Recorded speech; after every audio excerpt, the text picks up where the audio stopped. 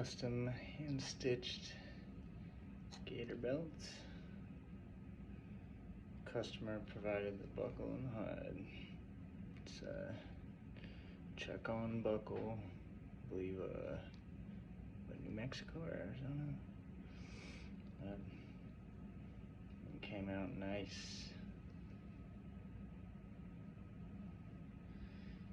Don't even know where the splice is, I forgot.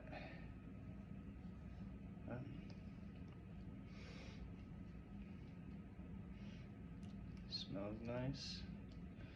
It's backed with a Wicked and Craig American Vachetta. So it's gonna patina real nice, even though I oiled and sealed it. It's gonna darken up over time, but it's real soft. It's got a nice semi-gloss. I did like a satin finish because super blingy looked weird with the glazed croc or alligator.